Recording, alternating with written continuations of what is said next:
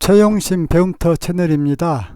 이번 시간에 우리가 할 내용은 물리학에서 가장 중요한 내용 중에 하나입니다. 왜냐하면 이번 시간에 탐구할 개념인 관성력, 관성계, 이것들은 물리학의 일반적인 문제를 풀 적에도 당연히 매우 중요하고, 또한 특수 상대론 그리고 일반 상대론 두 가지에서 모두 다 핵심 키워드로 사용되고 있기 때문입니다. 제가 대학교에 갔을 적에 제일로 저를 괴롭혔던 문제 중에 하나가 무엇이냐면은, 대학교 때 배웠던 나름대로 논리 정연한 벡터 방식을 고등학교 문제를 풀 적에 그대로 적용해서 풀어보려고 했는데 그게 잘 안 되어졌거든요. 그래서 이번 시간부터서는 제가 여러분들에게 대학교에서 배웠던 엄밀한 벡터적인 방법으로 고등학교 문제를 포함한 그 이상의 문제들을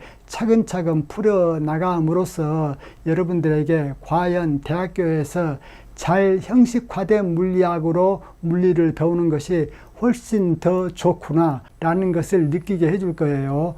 먼저 관성력에 대해서 해보겠습니다. 영어로는 inertial force라고 해가지고 관성력 매우 중요해요. 이 관성력이 특히 많이 나온 것이 일반 상대론이거든요. 관성력이라는 것이 무엇이냐? 가속계에서만 존재하는 겉보기 또는 가짜 힘, 이것을 관성력이라고 해요.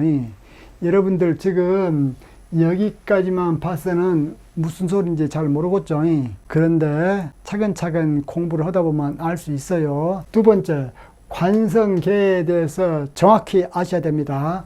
관성계란 것은 무엇이냐? 관성의 법칙이 성립하는 기준계 또는 좌표계예요. 여러분들 그 기준계, 좌표계 이것들이 거의 비슷한 의미로 쓰여지는데 본 강의에서는 같은 의미로 쓰겠습니다. 자, 그러면은 관성계를 다시 한번 읽어보도록 하겠습니다. 관성의 법칙이 성립하는 기준계 또는 좌표계를 관성계라고 했어요. 일단 관성계에 들어가는 이 관성이란 말 뜻이 무엇인 줄 이미 알고 있으셔야 되고, 모르시는 분들은 이쪽 클릭하셔서 다시 들어오세요. 이제 실내 문제로서 어떠한 좌표계가 관성 좌표계인가 또는 비관성 좌표계인가 라는 것을 판단해 보도록 하겠습니다. 참고로 비관성 좌표계를 가속계라고도 얘기를 해요. 가속계. 여기에서 쓰는 가속계 있죠. 가속 좌표계를 간단하게 가속계라고도 쓰는데 이 가속계가 바로 비관성 좌표계예요. 자, 그러면은 실내 문제로서 이러한 지면이 있다. 이 지면과 질량 m 물체 간에는 마찰력이 없다라고 가정을 할 거예요. 이럴 적에 질량 m 물체가 속도 v0라는 일정한 속도로 오른쪽으로 움직이고 있어요. 이런 때 이러한 좌표계를 하나 잡아 봅시다. 즉 이쪽을 y축이라고 잡고 또 이쪽을 x축이라고 잡겠습니다. 물론 x축과 y축의 원점은 이쪽이고 이 원점은 지면에 고정되어 있다라고 가정합시다. 그러면은 외력이 없는 상태에서 질량 m 물체가 오른쪽으로 등속으로 계속 움직이고 있는 상태이기 때문에 이러한 상태에서 XY 좌표계가 바로 관성계가 되어집니다. 왜냐하면 XY 좌표계의 원점에서 관측자가 볼 적에 아무런 외력이 없는 상태에서 질량 m 물체가 일정한 속도로 오른쪽으로 움직이고 있기 때문에 관성의 법칙이 그대로 성립되고 있잖아요. 고로 XY 좌표계는 관성계다 그 말이야. 물론 방금 설명한 이 질량 m 물체에는 아래쪽 방향으로는 중력이 작용하고 위쪽 방향으로는 그림은 그려놓지 않았지만은 수직항력이 작용하죠. 고로 아래쪽 방향의 중력과 위쪽으로 작용하는 수직항력이 서로 크기는 같고 방향이 반대여서 두 개가 합쳐지면은 제로가 되어지죠. 다시 말해서 관성계란 것이 무엇인가? 그 개념 자체는 간단해요. 여러분들 여기 두 개의 질량이 있죠. 이런 때 질량M에 작용하는 알자 외력이 제로이다. 여기서 알자 외력이란 것은 질량M에 작용하는 모든 힘들을 벡터적으로 합쳐놓은 것을 알자 외력이라고 하죠.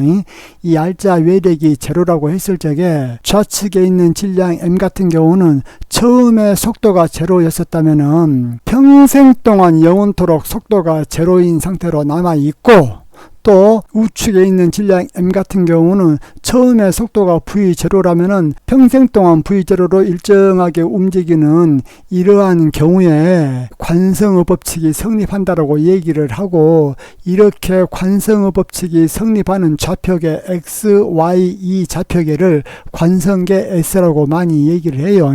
이때 이것이 정지해 있고 이것이 움직이고 있고 라는 것은 이 좌표계의 원점에 있는 관측자 O, 여기서 O라는 것은 관측자를 나타내는 오브저버의 약자예요. 이 관측자 O에게 있어서 이것은 평생 동안 정지해 있고 이것은 평생 동안 V제로 일정하게 움직이고 있고, 이러한 관성의 법칙이 질량M에 작용하고 있는 알자 외력이 제로일 때 성립을 하면은 이러한 좌표계 XY 좌표계를 관성계 S라고 얘기를 해. 그런데 관성의 법칙이 성립하지 않는 좌표계를 비관성 좌표계 또는 가속 좌표계라고 하거든요. 가속 좌표계는 가속계라고도 얘기를 해요.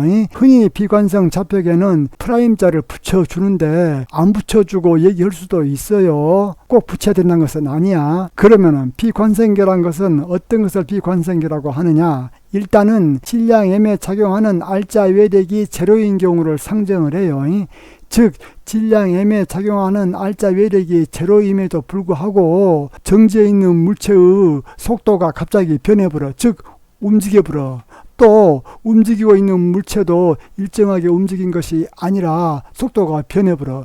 이러한 경우에, 즉 질량M에 작용하고 있는 외력이 전혀 없음에도 불구하고 속도가 변해버리는 경우, 즉 말해서 가속도가 발생되는 경우에, 그러한 경우에는 이 질량M인 물체에 관성의 법칙이 적용되지가 않죠. 누가 볼 적에? 바로 이 비관성 좌표계의 관측자인 O'이 볼 적에, 고로 자기가 잡아놓은 좌표계에서 어떤 물건들을 볼 적에 그 물건들에 작용하는 알자 외력이 제로일 때에 관성의 법칙이 성립하면은 그것은 관성계라고 하고, 관성의 법칙이 성립하지 않고 속도가 변해버린 그러한 경우, 즉 가속도가 발생돼 버린 경우, 그러한 경우를 비관성계라고 하고, 또 다른 말로는 가속계 또는 가속 좌표계, 그렇게 얘기를 한다 그 말이야.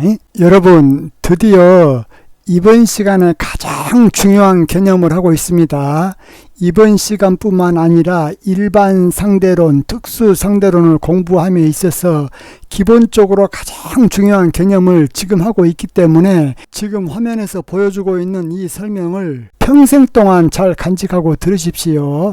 자, 어떤 질량 M인 물체가 외력 F를 받고 있는지 판단하는 방법이 무엇이냐? 질량 M인 물체가 외력 F를 받고 있다면은 당연히 가속도 A가 생기겠죠. 그렇기 때문에 가속도 A를 측정을 해 보면은 그 물체가 외력을 받고 있는지 받고 있지 않는지를 판단할 수 있어요. 그래서 만약에 가속도가 A 벡터라고 측정이 되어졌다면은 그 물체는 MA라는 외력 F를 받고 있는 거예요. 물론 지구상에 가만히 정지해 있는 물체들은 전부 다 중력도 받고 있지만은 동시에 수직 강력도 받고 있기 때문에 그 두 개의 힘이 합쳐가지고 제로가 되어져 가지고 가속도가 제로인 경우야. 고로 여기에서 힘 F라는 것은 엄밀한 의미에서 알자 힘이야. 자, 그렇다면은 이 밑에 그림을 한번 봅시다. 지금 이쪽 X축 그리고 이쪽 Y축, 이 좌표계는 관성계라고 합시다. 고로 이 관성계를 제가 S계로 표시를 했어요. 이쪽 S자. 또 한편 이 관성계 상에 이 검정 부분을 지면이라고 합시다. 이 지면에 기둥을 하나 박아 가지고 거기에다가 줄을 매달아서 질량 M인 물체를 매달아 놓았어요. 편의상 공기는 없다고 가정을 하겠습니다. 이 질량 M인 물체는 관성계의 관측자 O가 볼 적에는 가만히 정지해 있죠. 고로 이 물체에 작용하는 알자 외력은 제로가 되어지겠죠. 그런데 가속계, 즉 비관성계를 고려해 봅시다. 지금 현재 이 차가 있어요. 이 차가 가속도 A로 움직이고 있다라고 가정을 하겠습니다. 그리고 이 차에다가 좌표계를 하나 설정을 해 놓았어요. 가로축은 X'축, 세로축은 Y'축. 고로 이것은 가속도 A로 움직이고 있기 때문에 가속계, 즉 비관성계로서 제가 S'으로 표시를 했습니다.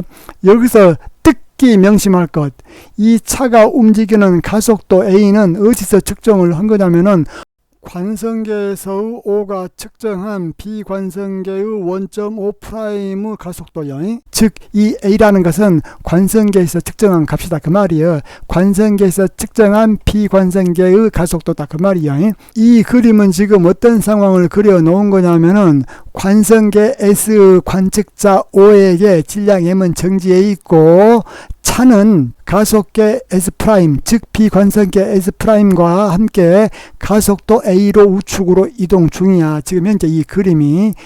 자, 이제 아래 그림 상황을 자세히 보도록 합시다. 아래 그림의 상황은 위와 똑같은 상황인데 비관성계 관측자 O' 입장에서는 이 질량 임의 물체가 어떻게 행동하고 있다고 보겠습니까? 자기는 가만히 정지하고 있는데 질량 임의 물체가 자기 쪽으로 가속도 A로 돌진해오고 있다고 느끼겠지요. 왜 가속도 A로 돌진해온 걸로 느껴?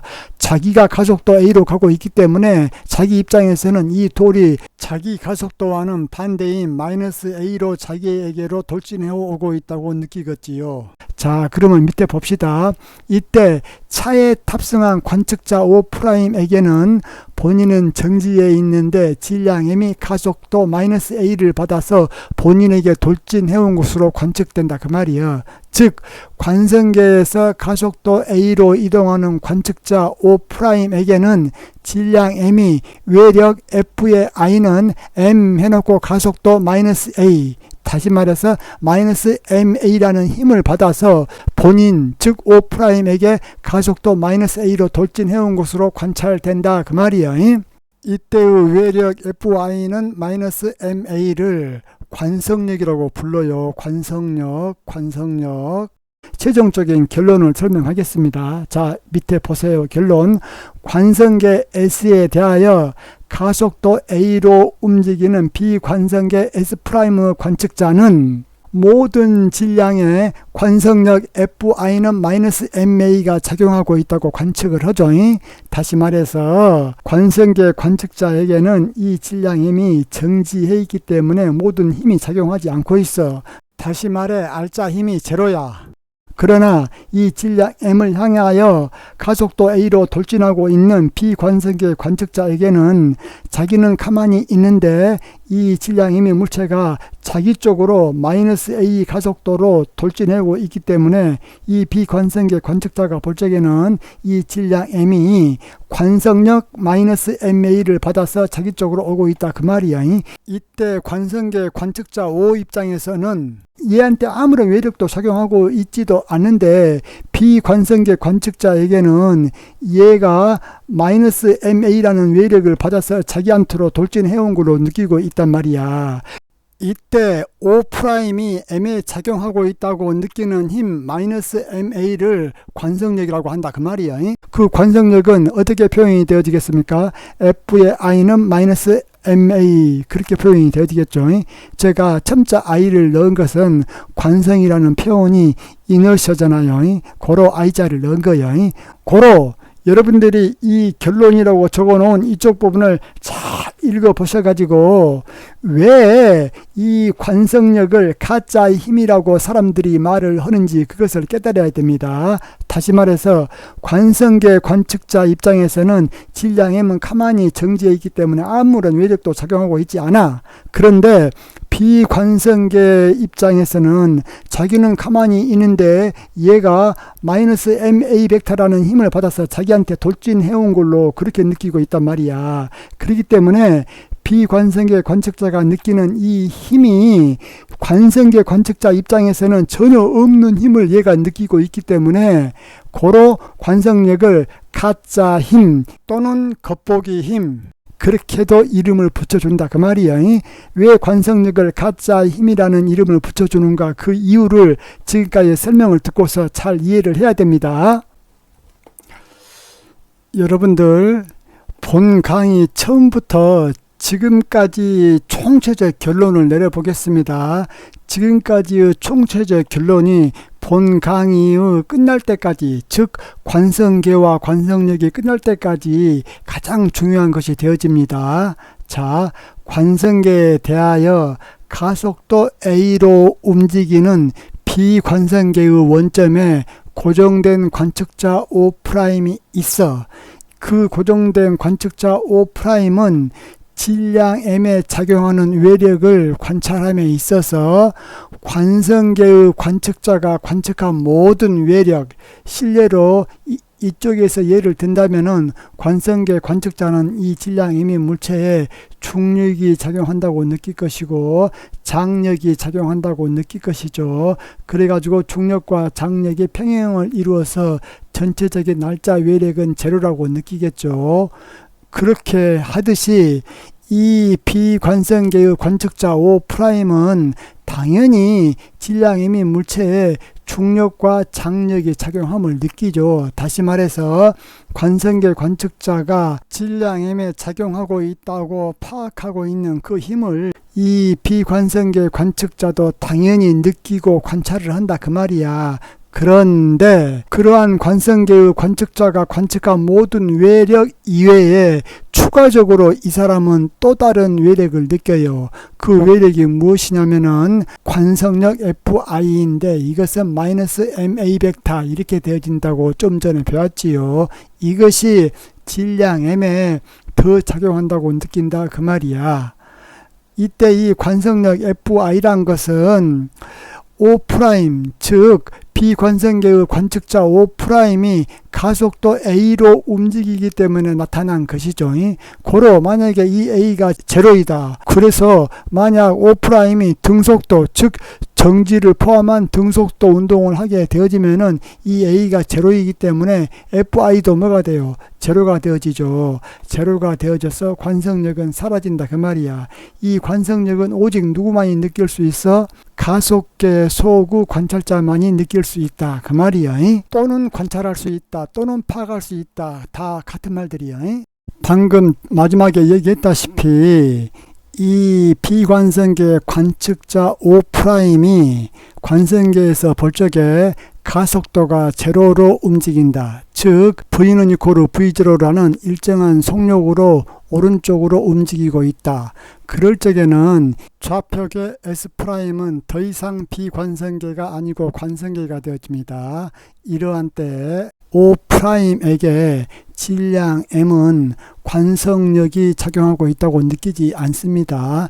왜냐면은 얘가 볼 적에는 얘가 속도 마이너스 V0로 일정하게 자기에게 다가오잖아요. 즉 얘가 볼 적에는 질량 M이 등속도로 움직이고 있기 때문에, 등속도로 움직인다 그 말은 가속도가 제로란 말이기 때문에 관성력이 작용하고 있다고 관찰하지 않습니다. 그러면 지금부터 다음과 같은 경우를 자세히 살펴봅시다. 이쪽에 지금 버스가 하나 있습니다. 이 버스 천정에 줄이 부착된 손잡이가 있어. 이 버스에 좌표계를 하나 설정을 하겠는데 이쪽을 X축이라고 하고 이쪽을 Y축이라고 하겠습니다. 그러면은 XY 좌표계는 이 버스에 고정되어져 있기 때문에 이 버스가 속도 V는 일정한 상태로 계속 움직이고 있다면은 이 좌표계도 차와 함께 움직일 것이고 이 손잡이는 그대로 수직하게 땅을 향하여 서 있겠죠. 자, 방금 그 부분을 좀 더 자세히 설명해 보겠습니다. 다시 말해서 이러한 버스가 앞으로 가속되어질 적에 또는 감속이 되어질 적에 또는 가속도가 제로가 되어 등속도로 움직일 적에 이 손잡이와 버스 속에 타고 있는 사람들은 어떻게 움직일 것인가 라는 것에 대해서 자세히 얘기해 보자 그 말이야.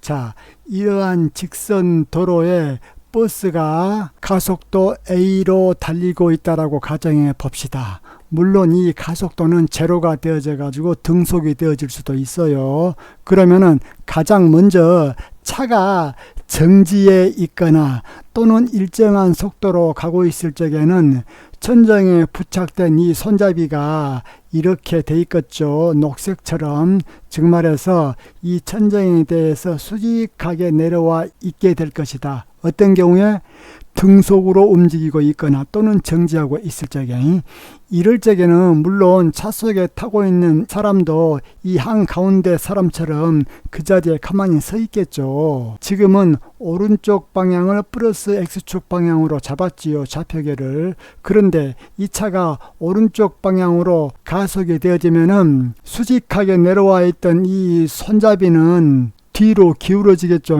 즉 말해서 수직하게 정지해 있던 이 손잡이는 이 차가 오른쪽으로 가속이 되어짐에 따라서 수직하게 있던 상태에서 이렇게 뒤로 이동한다 그 말이야. 이러한 경우는 어떤 경우가 되어지겠습니까?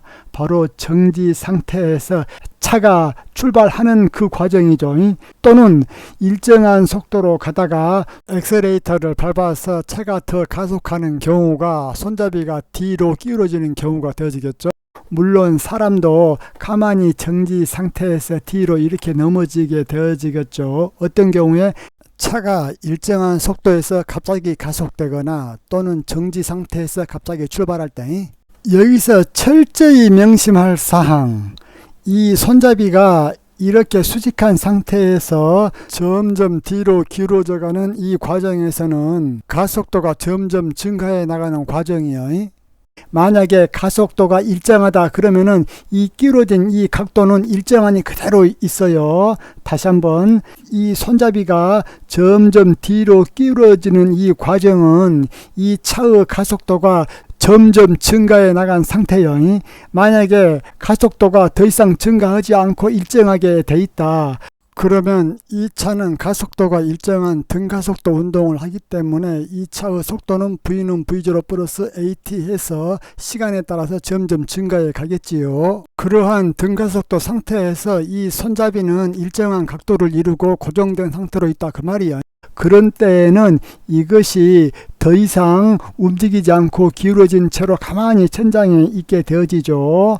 다시 말해서 손잡이가 일정한 각도로 그대로 유지되기 위해서는 차가 등가속도 운동을 해야 된다 그 말이에요. 다시 말해서 속도가 시간에 따라서 계속 증가해 나가는 등가속도 운동을 해야만 손잡이가 일정한 각도로 유지할 수 있다 그 말이에요. 만약에 가속도가 제로가 되어버렸다. 그때는 등속도 상태가 되어지기 때문에 차가 정지해 있을 때와 똑같은 상태인 이 손잡이가 천정에 수직하게 걸려져 있게끔 움직이게 되어지겠죠. 다시 말해서 점점 가속도가 감속이 되어지는 그 순간에는 이렇게 기울어진 것이 점점 이렇게 수직하게 온다 그 말이에요. 이번에는 어떤 경우를 한번 살펴보냐면, 이 차가 일정한 속도로 가고 있다가 앞에 장애물을 만나 가지고 차를 정지시키려고 서서히 브레이크를 밟았어. 즉 말해서 차가 마이너스로 가속이 되어지는 감속 상태다 그 말이야. 그러한 경우에는 이렇게 수직하게 내려와 있던 손잡이가 앞으로 기울어지게 되어지죠. 우리 사람 또한 차가 일정한 속도로 갈 적에는 한가운데서 가만히 정지 상태인 것처럼 서 있다가 브레이크를 밟으면 앞으로 팍 이렇게 넘어지잖아요. 마찬가지로 이 손잡이 또한 앞으로 이렇게 팍 기울어진다 그 말이야. 이러한 상태가 어떤 상태라고? 등속 운동 상태에서 브레이크를 밟아서 감속하는 과정에 그렇게 되어진다 그 말이야. 여러분들이 여기서 특히 조심해야 될 부분은 차가 등속도로 이동하고 있는 상태에서는 마치 차가 정지해 있는 것과 똑같이 이 손잡이도 천정에 대하여 수직하게 매달려져 있고, 사람 또한 차가 일정한 속도로 가고 있을 적에는 가운데 손잡이 잡지 않고 가만히 서 있어도 마치 정지해 있는 차 속에서 서 있는 것처럼 편안하죠. 자, 여러분들이 차 속에서 또는 비행기 속에서 또는 오토바이 위에서 또는 말 위에서 사람이 어떠한 경우에 가만히 있을 수 있고 어떠한 경우에 넘어질 수 있는가, 그것에 대해서 지금 자세히 한번 살펴보도록 합시다. 잘 알고 있지만은 혼동되는 것이 있기 때문에 제가 이것을 강조를 하거든요. 먼저 이러한 교통수단이 있다. 이러한 교통수단에서 이 교통수단 안에서 타고 있는 사람이 가만히 서 있을 수 있는 경우가 어떤 경우냐면은, 대부분 사람들은 차가 정지해 있는 경우라고 대답을 하죠. 차가 정지해 있으면 당연히 사람 가만히 잘 서 있을 수 있죠. 그러나 차가 등속으로 움직이고 있는 경우에도 사람이 가만히 정지해 있을 수가 있어요.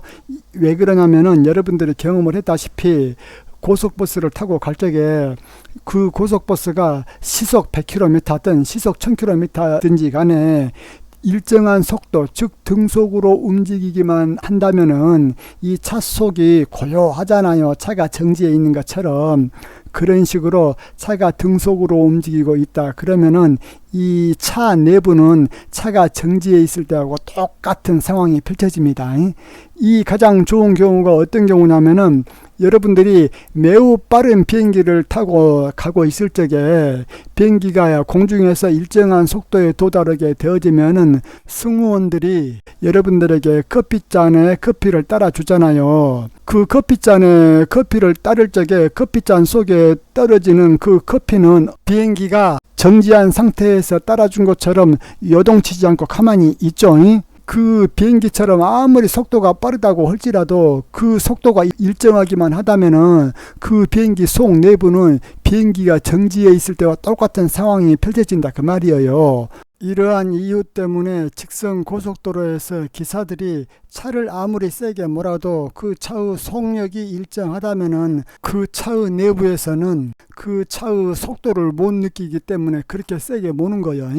고로 사람이 교통수단 속에서 가만히 서 있을 수 있는 경우는 그 교통수단이 등속으로 움직이고 있는 경우야. 여기서 정지해 있는 경우도 등속으로 움직이고 있는 경우에 포함돼 버리죠. 왜 그래? 정지해 있다, 그 말은 속도가 0m/s로 등속도로 움직이고 있는 경우다, 그렇게 주장할 수 있기 때문에 1번과 2번을 통틀어서 하나로 표현을 해준다면 바로 2번 하나만 표현해주면 되어지겠죠. 최종 정리. 사람이 교통수단 속에서 가만히 서 있을 수 있는 경우는 어떤 경우이다? 그 교통수단이 등속으로 움직이고 있는 경우이다. 그러면은 어떤 경우에 그러한 교통수단 속에 사람이 타고 있을 때 넘어지느냐? 그것은 그 교통수단이 가속되는 경우예요. 즉 속도가 변하는 경우예요. 이 속도가 변하는 경우가 어떤 경우인가를 살펴봅시다. 자, 첫 번째, 그 교통수단이 정지하고 있다가 갑자기 앞으로 출발하잖아요. 그러면은 경험했다시피 전부 다 사람들이 뒤로 넘어지잖아요. 그 다음에 그 교통수단이 일정한 속도로 가고 있다가 속도가 점점 증가하는 경우는 어떻게 되어지든가요? 역시 뒤로 넘어지게 되어지죠.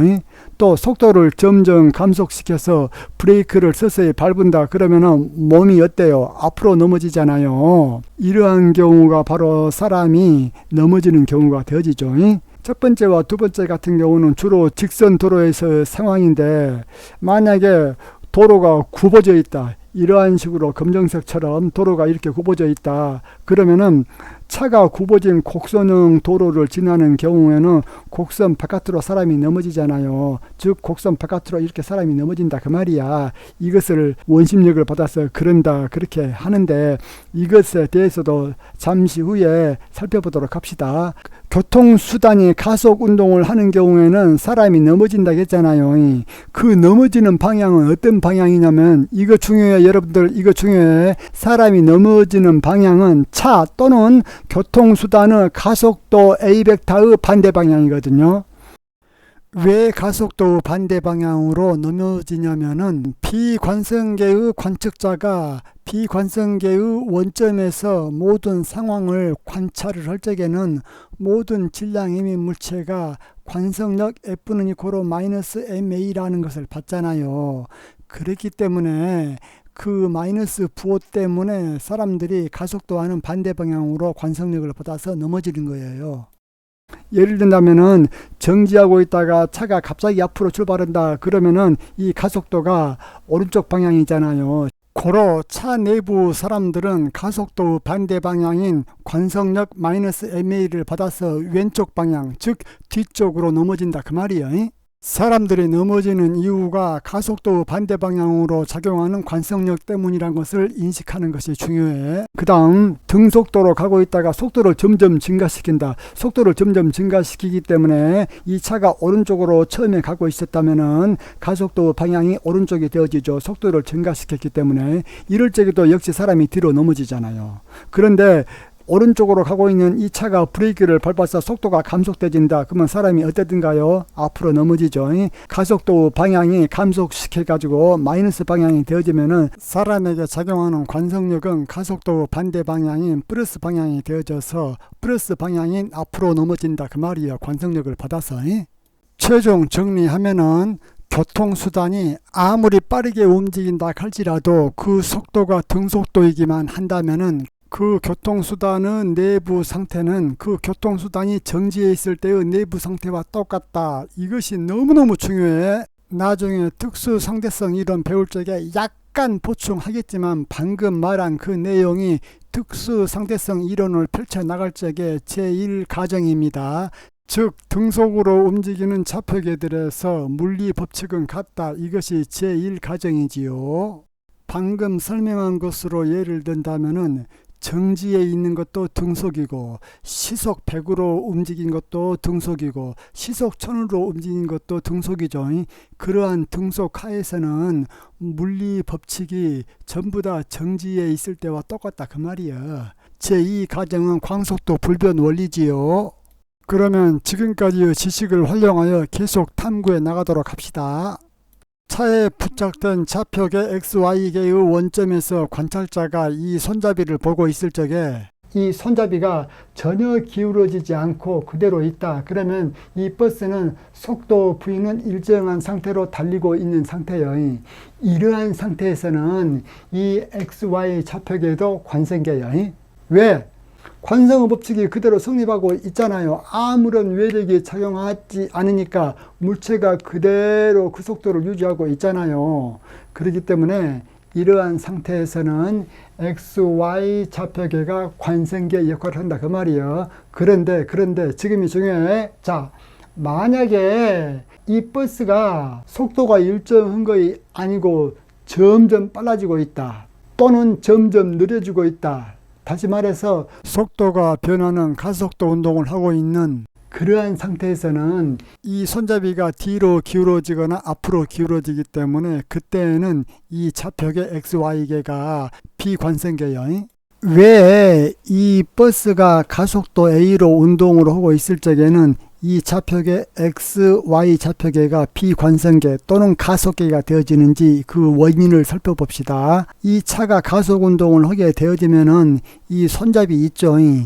이 손잡이에는 그 누구도 뒤쪽으로 외력을 가해주지 않았음에도 불구하고 차가 앞으로 가속하면은 이 손잡이가 이쪽에 있는 관측자가 볼 적에는 갑자기 뒤쪽으로 움직이잖아요. 갑자기 뒤쪽으로 움직였다는 것은 뭔가 갑작스러운 힘을 받을 때만 가능하죠. 그 힘이 바로 관성력입니다. 즉 말해서 이쪽에 있는 관측자 입장에서는 축 늘어져서 아무런 외력을 받지 않고 정지해 있는 이 손잡이가 그대로 계속 정지해 있어야 되는데 뒤로 팍 움직였기 때문에 또는 가만히 서 있던 사람이 뒤로 넘어지기 때문에 관성의 법칙이 성립하지 않죠. 물론 차가 갑자기 멈출 적에도 똑같은 이유로 관성의 법칙이 성립하지 않죠. 이 사람 입장에서는 비관성계에서 관성의 법칙이 성립하지 않는 이유는 관성력 때문이죠. 고로 버스가 가속운동 할 적에 버스 속 관측자에게 좌표계 XY는 비관성계이다 또는 가속계이다. 버스가 정지하고 있다가 갑자기 앞으로 빡 전진하게 되어지면은 이쪽 관측자 입장에서는 이 손잡이가 뒤로 확 기울어지잖아요. 그러한 현상을 관측을 한다 그 말이에요. 그러면 보세요, 여러분들. 이 손잡이에 누가 힘을 줬어? 안 줬어? 안 줬거든요. 손잡이는 가만히 있었는데 이 버스가 앞으로 샥 가속이 되어지니까 이 관측자 입장에서는 이 손잡이가 마치 뒤로 무슨 외력을 받은 것처럼 뒤로 확 기울어졌잖아요. 이때 그 무슨 외력이 비관성계 관측자에게만 관찰이 되어지는 관성력이다 그 말이야. 그렇기 때문에 이렇게 차가 갑자기 팍 움직인 그러한 경우에는 이 XY 좌표계는 적어도 속도가 변하는, 즉 가속되는 그 순간만큼은 관성계가 아니고 비관성계다 그 말이야. 또 이번에는 이러한 경우를 한번 볼까요? 이러한 곡선 커브가 있다라고 해봅시다. 이러한 곡선 커브길을 따라서 버스가 이렇게 진행을 하면은 여기 버스에 있는 손잡이가 어떻게 되어집니까? 좌측 그림에 보여진 것처럼 곡선 커브 바깥쪽으로 손잡이가 기울어지게 되어지죠. 다시 한번, 이 버스가 원형의 도로를 지날 적에는 버스 속의 손잡이는 누가 외력을 가하지 않았음에도 불구하고 버스 속에 있는 사람이 볼 적에는 마치 손잡이를 이 원둘레의 바깥으로 밀치고 있는 힘이 작용한 것처럼 느껴진다 그 말이야. 원래 손잡이는 버스 전정에서 중력과 장력 외에는 아무런 외력도 받지 않고 매달리고 있었는데 이 버스가 커브길을 돈다라는 그 사실 하나 때문에 손잡이가 이렇게 기울어졌다 그 말은, 자, 좌측 그림 참고하세요. 이 버스 속에 있는 사람 입장에서는 손잡이가 바깥 방향으로 기울어질 아무런 외력을 가해 준 적도 없는데 버스가 곡선 커브를 도니까 곡선 커브 바깥으로 물체가 힘을 받는 것처럼 느낀다 그 말이에요. 이럴 적에는 버스 내부 관측자 입장에서는 관성의 법칙이 성립하지 않는 것이죠. 왜? 버스 내부 관측자가 볼 적에는 손잡이가 바깥으로 기울어질 아무런 외력도 가해주지 않았는데 이 버스가 커브된 영역을 도니까 손잡이가 바깥으로 이렇게 기울어졌다 그 말은 외력을 받지 않았음에도 불구하고 외력을 받은 것처럼 행동을 하기 때문에 이 버스가 커브를 돌고 있는 그 순간에는 버스의 고정된 좌표계는 관성계가 아니라 비관성계다 그 말이야. 이런 때 비관성계 내의, 즉 버스 내의 관측자가 관찰을 할 적에 이 손잡이를 바깥으로 밀어내는 뭔가의 이 힘을 관성력이라고 한다라는 것은 눈치를 채셨겠죠. 이런 때의 이 관성력을 원심력이라고 해요. 그러면은 왜 이러한 관성력인 원심력을 가짜 힘이라고 하는가라는 것에 대해서는 자세하게 알아볼 필요가 있어요. 다시 말해서 우리가 차를 타보면은 분명히 차가 커브길을 돌 때 한쪽으로 쏠리는 것을 보면은 분명히 원심력이 존재한 것 같은데 물리학자들은 왜 원심력은 없고 그 원심력을 가짜 힘이라고 하는 건지 그것에 대한 이유를 다음 시간에 자세히 알아보도록 합시다. 여러분들이 물리 공부를 할 적에 항상 염두를 내둬야 될 것이 무엇이냐면은 물리 현상을 관측을 할 때 그 관측자는 어디가 있냐면은 좌표계의 원점이 있거든요. 관측자가 어디에 있다고? 관측자는 항상 좌표계의 원점에 있다라고 가정하고 물리 이론을 전개하고 있습니다. 물론 좌표계의 원점에 관측자가 위치하지 않을 적에는 별도로 관측자가 어디에 있다고 표시를 해줘요. 그것에 대해서는 상대 속도, 상대 가속도 그런 거 할 적에 약간 배웠는데 관성력을 끝까지 하기에는 너무 시간이 걸리기 때문에 나머지는 다음 시간으로 돌리겠습니다.